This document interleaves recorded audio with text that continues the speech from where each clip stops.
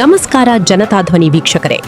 ಜನತಾಧ್ವನಿ ವಿಶೇಷ ಕಾರ್ಯಕ್ರಮ ನಮ್ಮ ನಡೆ ಹಳ್ಳಿ ಕಡೆ ಭಾಗ 2ಕ್ಕೆ ನಿಮಗೆ ಆತ್ಮೀಯ ಸ್ವಾಗತ.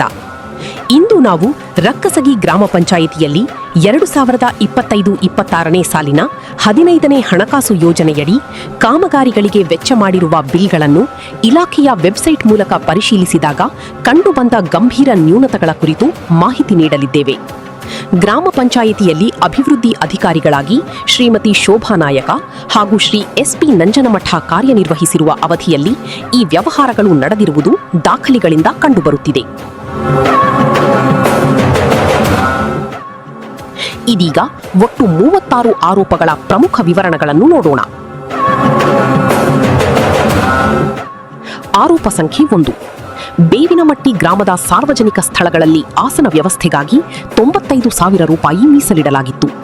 ಆದರೆ ಜ್ಞಾನಪ್ಪ ಬಸವಂತಪ್ಪ ಪೂಜಾರಿ ಹೆಸರಿಗೆ 85,500 ರೂಪಾಯಿ ಹಾಗೂ ಮತ್ತೆ 26,000 ರೂಪಾಯಿ ವೆಚ್ಚ ತೋರಿಸಲಾಗಿದೆ. ಮೀಸಲು ಹಣಕ್ಕಿಂತ ಹೆಚ್ಚು ವೆಚ್ಚ ಮಾಡಲು ಯತ್ನಿಸಿರುವ ಆರೋಪ ಕೇಳಿಬಂದಿದ್ದು, ಅಪ್ಲೋಡ್ ಮಾಡಿದ ಬಿಲ್ಗಳಿಗೆ ಪಾಸ್ವರ್ಡ್ ಅಳವಡಿಸಲಾಗಿದೆ. ಆರೋಪ ಸಂಖ್ಯೆ 2. ವಿಕಲಚೇತನರಿಗಾಗಿ ಸಿಸಿ ರಸ್ತೆ ನಿರ್ಮಾಣಕ್ಕೆ 99,000 ರೂಪಾಯಿ ಮೀಸಲಿಡಲಾಗಿದ್ದು 85,000 ರೂಪಾಯಿ ವೆಚ್ಚ ತೋರಿಸಲಾಗಿದೆ. ಆದರೆ ದಾಖಲೆಯವಾಗಿ ಸಾರ್ವಜನಿಕ ಆಸ್ತಿ ಉತ್ತಾರವನ್ನು ಅಪ್ಲೋಡ್ ಮಾಡಲಾಗಿದೆ. ಆರೋಪ ಸಂಖ್ಯೆ 3. ಶೌಚಾಲಯ ನಿರ್ಮಾಣ ಕಾಮಗಾರಿಗೆ ಶ್ರೀ ಸಾಯಿ ಅಗ್ರೋಕಾರ್ ಹಾಗೂ ಜ್ಞಾನಪ್ಪ ಬಸವಂತಪ್ಪ ಪೂಜಾರಿ ಹೆಸರಿನಲ್ಲಿ ಹಣ ವೆಚ್ಚ ತೋರಿಸಲಾಗಿದೆ. ಶೌಚಾಲಯ ನಿರ್ಮಾಣಕ್ಕೆ ಅಗ್ನಿ ಸಂಬಂಧಿತ ಬಿಲ್ ಬಳಸಿರುವುದು ಪ್ರಶ್ನೆ ಹುಟ್ಟಿಸಿದೆ. ಬಿಲ್ಗಳಿಗೆ ಪಾಸ್ವರ್ಡ್ ಅಳವಡಿಸಲಾಗಿದೆ. ಆರೋಪ ಸಂಖ್ಯೆ 4 ಮತ್ತು 5. ಬ್ಲೀಚಿಂಗ್ ಪೌಡರ್, ಫಿನೈಲ್ ಹಾಗೂ ಮೆಲಾಥಿನ್ ಪೌಡರ್ ಖರೀದಿಗಾಗಿ ಮೀಸಲಿಟ್ಟ ಹಣವನ್ನು ನೇರ ಖರೀದಿಗೆ ಬಳಸುವ ಬದಲು ಗುತ್ತಿಗೆದಾರರ ಹೆಸರಿಗೆ ಪಾವತಿಸಿರುವುದು ದಾಖಲೆಗಳಲ್ಲಿ ಕಂಡುಬಂದಿದೆ. ಬಿಲ್ಗಳಿಗೆ ಪಾಸ್ವರ್ಡ್ ಅಳವಡಿಸಲಾಗಿದೆ. ಆರೋಪ ಸಂಖ್ಯೆ 6. ಚಿಕ್ಕ ಯರನಕೇರಿ ಗ್ರಾಮದ ಸಿಡಿ ನಿರ್ಮಾಣ ಕಾಮಗಾರಿಗೆ ಒಂದೇ ಕೆಲಸಕ್ಕೆ 2 ಗುತ್ತಿಗೆದಾರರ ಹೆಸರಲ್ಲಿ ಹಣ ಪಾವತಿಸಲಾಗಿದೆ. ಅದು ಮೀಸಲು ಹಣಕ್ಕಿಂತ ಹೆಚ್ಚು ವೆಚ್ಚ ತೋರಿಸಲಾಗಿದೆ.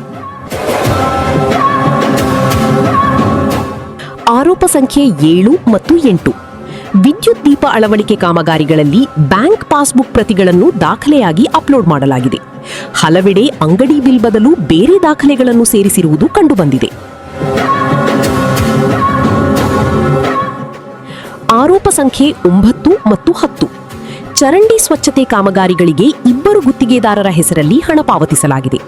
ಕೆಲವೆಡೆ ಇಲೆಕ್ಟ್ರಿಕಲ್ ಅಂಗಡಿಗಳ ಹೆಸರಲ್ಲಿ ಚರಂಡಿ ಸ್ವಚ್ಛತಾ ಬಿಲ್ ತೋರಿಸಲಾಗಿದೆ. ಆರೋಪ ಸಂಖ್ಯೆ 11, 12 ಮತ್ತು 13. ಮೆಲಾಥಿನ್ ಪೌಡರ್, ನೈರ್ಮಲೀಕರಣ ಸಾಮಗ್ರಿ, ಬ್ಲೀಚಿಂಗ್ ಪೌಡರ್ ಹಾಗೂ ಫಿನೈಲ್ ಖರೀದಿಗೆ ಇಲೆಕ್ಟ್ರಿಕಲ್ ಅಂಗಡಿಗಳ ಹೆಸರಿನಲ್ಲಿ ಬಿಲ್ ಪಾವತಿಸಿರುವುದು ಗಂಭೀರ ಅನುಮಾನಕ್ಕೆ ಕಾರಣವಾಗಿದೆ. ಆರೋಪ ಸಂಖ್ಯೆ 14. ಘನತ್ಯಾಜ್ಯ ನಿರ್ವಹಣೆಗೆ ಪುಷ್ಕಾರ್ಟ್ ಖರೀದಿಸಲು ಮೀಸಲಿಟ್ಟ ಹಣವನ್ನು ಬೇರೆ ವ್ಯಾಪಾರಿಗಳ ಹೆಸರಲ್ಲಿ ವೆಚ್ಚ ತೋರಿಸಲಾಗಿದೆ. ಆರೋಪ ಸಂಖ್ಯೆ 15 ಮತ್ತು 16. ಮೋಟಾರ್ ರಿಪೇರಿ ಹಾಗೂ ದುರಸ್ತಿ ಕಾಮಗಾರಿಗಳಿಗೆ ಮೀಸಲಿಟ್ಟ ಹಣವನ್ನು ಗುತ್ತಿಗೆದಾರರಿಗೆ ಪಾವತಿಸಲಾಗಿದೆ. ಬಿಲ್ಗಳಿಗೆ ಪಾಸ್ವರ್ಡ್ ಅಳವಡಿಸಲಾಗಿದೆ. ಆರೋಪ ಸಂಖ್ಯೆ 17. ಕುಡಿಯುವ ನೀರಿನ ನಿರ್ವಹಣೆಗೆ ಸಾಮಗ್ರಿ ಖರೀದಿಯ ಬಿಲ್ ಬದಲು ಬ್ಯಾಂಕ್ ಪಾಸ್ಬುಕ್ ಪ್ರತಿಗಳನ್ನು ಅಪ್ಲೋಡ್ ಮಾಡಲಾಗಿದೆ. ಆರೋಪ ಸಂಖ್ಯೆ 18. ಸಿಸಿ ರಸ್ತೆ ನಿರ್ಮಾಣ ಕಾಮಗಾರಿಗೆ ಸಂಬಂಧಿಸಿದ ಫೋಟೋ ಇಲ್ಲದೆ ಹೆಚ್ಚುವರಿ ಹಣ ಪಾವತಿಸಿರುವ ಆರೋಪ ಕೇಳಿಬಂದಿದೆ. ಆರೋಪ ಸಂಖ್ಯೆ 19. 2021-22ರಲ್ಲಿ ಡಮ್ಮಿ ಹೆಸರಿನಡಿ 19 ಲಕ್ಷ ರೂಪಾಯಿ ಮೀಸಲು ಹಣದಲ್ಲಿ ಹಲವು ಗುತ್ತಿಗೆದಾರರು ಹಾಗೂ ಇಲೆಕ್ಟ್ರಿಕಲ್ ಅಂಗಡಿಗಳ ಹೆಸರಲ್ಲಿ ಅನೇಕ ಪಾವತಿಗಳು ನಡೆದಿರುವುದು ದಾಖಲೆಗಳಲ್ಲಿ ಕಂಡುಬಂದಿದೆ. ಎಲ್ಲಾ ವೋಚರ್ಗಳಿಗೆ ಪಾಸ್ವರ್ಡ್ ಇರುವ ಬಿಲ್ಗಳನ್ನು ಅಪ್ಲೋಡ್ ಮಾಡಲಾಗಿದೆ. ಆರೋಪ ಸಂಖ್ಯೆ 20. ವಾಟರ್ಮನ್ ಸಿಬ್ಬಂದಿ ವೇತನಕ್ಕೆ ಮೀಸಲಿಟ್ಟ ಹಣವನ್ನು ಗುತ್ತಿಗೆದಾರರ ಹೆಸರಲ್ಲಿ ಪಾವತಿಸಲಾಗಿದೆ.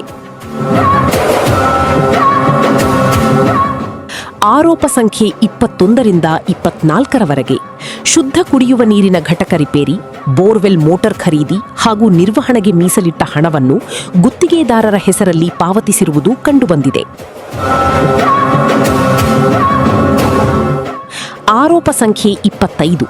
ಕುಡಿಯುವ ನೀರಿನ ಸಾಮಗ್ರಿ ಖರೀದಿಗೆ ಬ್ಯಾಂಕ್ ಪಾಸ್ಬುಕ್ ಪ್ರತಿಯನ್ನು ದಾಖಲೆಯಾಗಿ ಅಪ್ಲೋಡ್ ಮಾಡಲಾಗಿದೆ.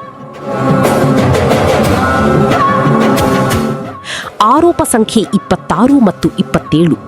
ಕರೆಂಟ್ ಬಿಲ್ ಪಾವತಿ ಹಾಗೂ ಕುಡಿಯುವ ನೀರಿನ ಸಾಮಗ್ರಿ ಖರೀದಿಗೆ ಮೀಸಲಿಟ್ಟ ಹಣವನ್ನು ಗುತ್ತಿಗೆದಾರರ ಹೆಸರಿಗೆ ಪಾವತಿಸಲಾಗಿದೆ.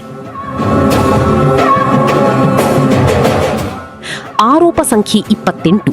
ಟಾಯ್ಲೆಟ್ ನಿರ್ಮಾಣಕ್ಕಾಗಿ ಹಣ ಪಾವತಿಸಿದರೂ ಕಾಮಗಾರಿ ನಡೆದಿರುವ ಫೋಟೋ ಅಥವಾ ದಾಖಲೆಗಳಿಲ್ಲ. ಆರೋಪ ಸಂಖ್ಯೆ 29. ಸ್ವಚ್ಛತಾಗಾರರ ವೇತನಕ್ಕೆ ಮೀಸಲಿಟ್ಟ ಹಣವನ್ನು ಗುತ್ತಿಗೆದಾರರು ಹಾಗೂ ಎಲೆಕ್ಟ್ರಿಕಲ್ ಅಂಗಡಿಗಳಿಗೆ ಪಾವತಿಸಲಾಗಿದೆ. ಆರೋಪ ಸಂಖ್ಯೆ 30. ಸಿಡಿ ನಿರ್ಮಾಣ ಕಾಮಗಾರಿಗೆ ಎಲೆಕ್ಟ್ರಿಕಲ್ ಅಂಗಡಿ ಹೆಸರಿನಲ್ಲಿ ಹಣ ಪಾವತಿಸಲಾಗಿದೆ.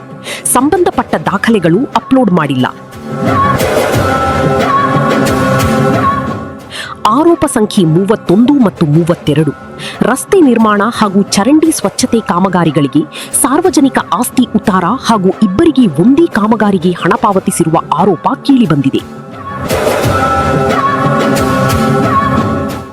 ಆರೋಪ ಸಂಖ್ಯೆ 33 ಮತ್ತು 34. ಬ್ಲೀಚಿಂಗ್ ಪೌಡರ್, ಫಿನೈಲ್ ಹಾಗೂ ಮೆಲಾತಿನ್ ಪೌಡರ್ ಖರೀದಿಗೆ ಎಲೆಕ್ಟ್ರಿಕಲ್ ಅಂಗಡಿಗಳಿಗೆ ಹಣ ಪಾವತಿಸಲಾಗಿದೆ. ಆರೋಪ ಸಂಖ್ಯೆ 35. ಚರಂಡಿ ನಿರ್ಮಾಣ ಕಾಮಗಾರಿಗೆ ಸಾರ್ವಜನಿಕ ಆಸ್ತಿ ಉತ್ತಾರವನ್ನು ದಾಖಲೆಯಾಗಿ ಅಪ್ಲೋಡ್ ಮಾಡಲಾಗಿದೆ. ಆರೋಪ ಸಂಖ್ಯೆ 36. ಎಸ್ಸಿ ಕಾಲನಿಗಳ ಬೋರ್ವೆಲ್ ಮೋಟಾರ್ ಹಾಗೂ ಪಂಪ್ ದುರಸ್ತಿಗೆ ಸಂಬಂಧಿಸಿದ ದಾಖಲೆಗಳಿಲ್ಲದೆ ಹಣ ಪಾವತಿಸಿರುವುದು ಕಂಡುಬಂದಿದೆ. ಬಿಲ್ಗಳಿಗೆ ಪಾಸ್ವರ್ಡ್ ಅಳವಡಿಸಲಾಗಿದೆ. ಈ ಎಲ್ಲಾ ದಾಖಲೆಗಳನ್ನು ಪರಿಶೀಲಿಸಿದಾಗ ಸಂಬಂಧವಿಲ್ಲದ ದಾಖಲೆಗಳನ್ನು ಅಪ್ಲೋಡ್ ಮಾಡಿ ಸರ್ಕಾರದ ಲಕ್ಷಾಂತರ ರೂಪಾಯಿ ಹಣವನ್ನು ನಿಯಮಬಾಹಿರವಾಗಿ ಬಳಕೆ ಮಾಡಿರುವ ಸಾಧ್ಯತೆಗಳ ಬಗ್ಗೆ ಗಂಭೀರ ಅನುಮಾನ ವ್ಯಕ್ತವಾಗುತ್ತಿದೆ. ಆದ್ದರಿಂದ ಎಲ್ಲಾ ಕಾಮಗಾರಿಗಳ ಸಮಗ್ರ ತನಿಖೆ ನಡೆಸಬೇಕು. ಬಿಲ್ಗಳು, ದಾಖಲೆಗಳು ಹಾಗೂ ಸ್ಥಳ ಪರಿಶೀಲನೆ ಮಾಡಬೇಕು. ತಪ್ಪಿತಸ್ಥ ಅಧಿಕಾರಿಗಳು, ಗುತ್ತಿಗೆದಾರರು ಹಾಗೂ ಹಣ ಪಾವತಿ ಪಡೆದವರ ವಿರುದ್ಧ ಇಲಾಖೆಯ ನಿಯಮಾನುಸಾರ ಶಿಸ್ತು ಕ್ರಮ ಕೈಗೊಳ್ಳಬೇಕು ಎಂದು ಸಾರ್ವಜನಿಕರ ಪರವಾಗಿ ಜನತಾ ಧ್ವನಿ ಆಗ್ರಹಿಸುತ್ತದೆ. ಜನರ ಧ್ವನಿ, ಜನರ ಪರ ಹೋರಾಟ, ಜನತಾ ಧ್ವನಿ.